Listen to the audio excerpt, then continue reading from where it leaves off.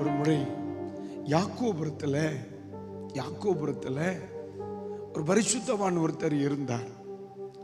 அவர் ஒரு நாள் இந்த பக்கத்துல ஊழியத்தை முடிச்சுட்டு யாக்கோபுரத்துக்கு போறதுக்கு பயணம் தானே. அப்ப நாகர்கோயில் தாண்டி போகும் பொழுது ஒரு இடத்துல இரவிலே படுத்திருந்தார். அது ஒரு ஒரு வித்தியாசமான ஒரு இடம், ஒரு வழிபாட்டு ஸ்தலம் மாதிரி சொல்ல கேட்டிருக்கேன் நான்.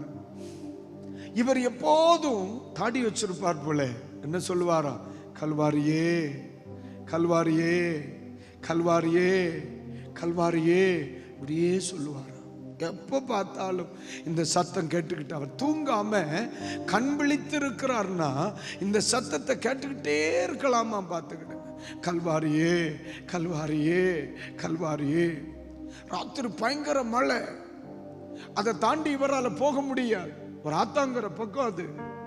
இவர் பெரிய மண்டபம் ஒன்றிலே போய் படித்துக் கொள்ளுகிறார். ராத்திரியில தோத்திரம் அந்த இடத்தை பயன்படுத்துகிற அங்க பூஜை செய்கிற மனுஷனுக்கு ராத்திரி அவன் வீட்டில் போய் அங்க வழிபடுகிற அந்த அவர்கள் பின்பற்றுகிற அந்த வல்லமை போய் என்ன செய்துச்சான்?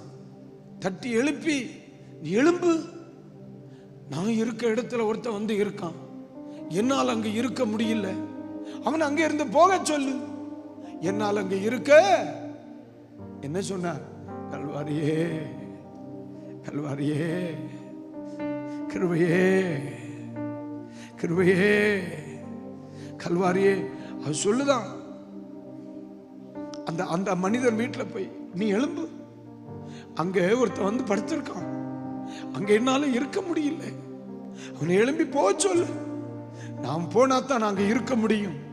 ராத்திரியில ஓடோடி அந்த மனுஷன் வந்து இவர் அடையாளம் கண்டு காலில் விழுந்து மன்னிப்பு கேட்டு சொன்னான், ஐயா நீங்க இங்கே இருந்தா நம்மை தோத்த நாங்கள் வழிபடுகிற தெய்வத்தால் அங்க என்ன செய்ய முடியல, இருக்க முடியல, தயவு செய்து நீங்க போயிருங்க. ஏன் கிருபை, விலகாத கிருபை, விலகாத கிருபை. அல்லேலூயா.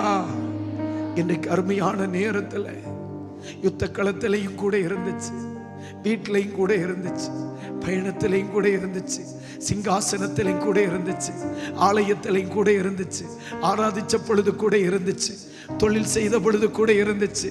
அதனாலதான் அவர் சொல்லுகிறார், அவன் இடத்தில் இருந்தது விலகும் கிருபை, தாவீதனிடத்தில் இருந்ததோ விலகாத கிருபை.